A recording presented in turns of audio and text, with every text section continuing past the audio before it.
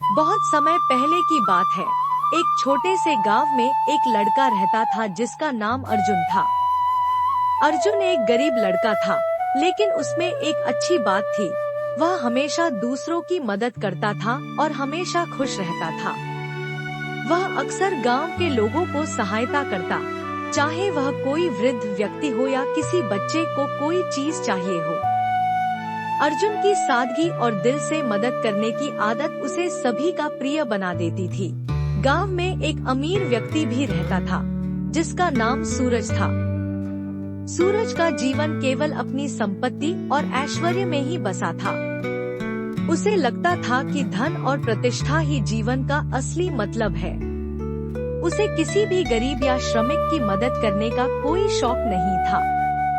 उसका मानना था कि जो व्यक्ति गरीब है, वह अपनी गरीबी के कारण ही दुखी है और उसके पास मदद के लिए कोई अधिकार नहीं है।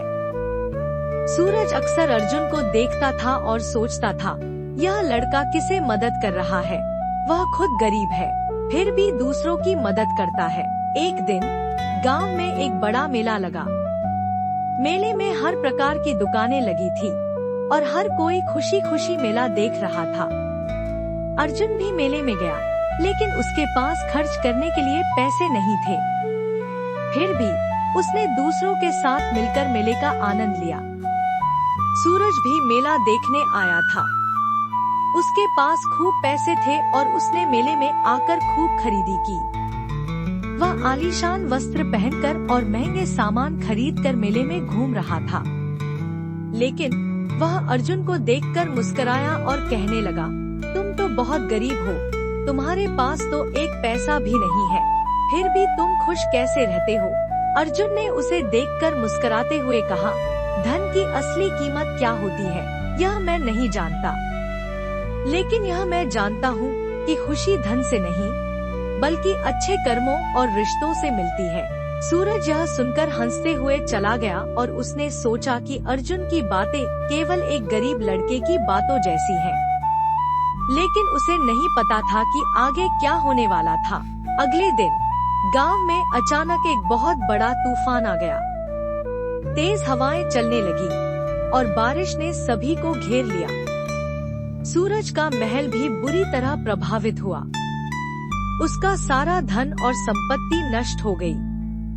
सूरज अपनी जान बचाने के लिए भागा, लेकिन उसका महल और सभी उसके सामान बारिश में बह गए। वहीं अर्जुन ने देखा कि सूरज की स्थिति बहुत खराब हो गई है। सूरज बुरी तरह से परेशान था और उसे समझ में नहीं आ रहा था कि अब वह क्या करेगा। अर्जुन ने सूरज को देखा और बिना देर किए अपनी झोपड़ी से उसे शरण दी। अर्जुन के पास खुद ज्यादा संपत्ति नहीं थी, लेकिन उसने सूरज को अपने घर में पनाह दी, उसे खाना खिलाया और उसकी मदद की।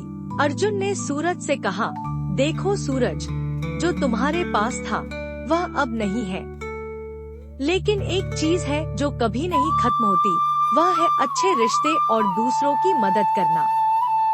जब तुम अपनी संपत्ति खो चुके हो, तो तुम्हारे पास केवल अच्छाई ही तुम्हारी मदद कर सकती है।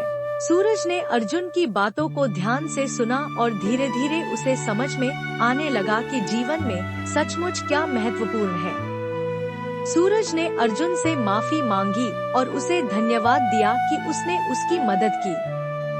अर्जुन ने मुस्कुराते हुए कहा, तुमने कोई गलती नहीं की थी सूरज, यह तो जीवन का हिस्सा है। हमें हमेशा अच्छे कर्मों की ओर बढ़ते रहना चाहिए। समय के साथ सूरज ने अपनी पुरानी आदतें छोड़ दी।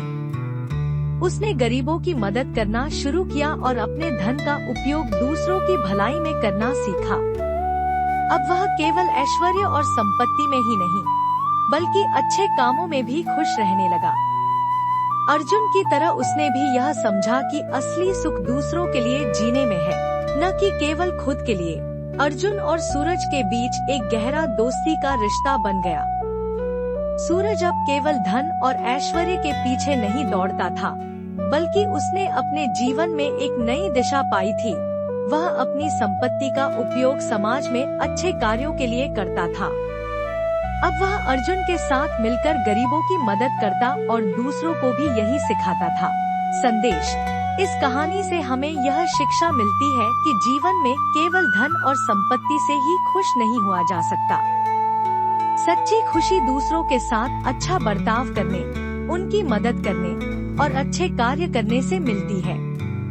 हम जब दूसरों की मदद करते हैं तो हम स्वयं भी अंदर से खुश रहते हैं। कहानी का अंत। अर्जुन की अच्छाई और सूरज की बदलती सोच दोनों ने यह साबित कर दिया कि जीवन में सबसे बड़ी संपत्ति हमारा अच्छा व्यवहार और दूसरों के लिए हमारी सहायता है।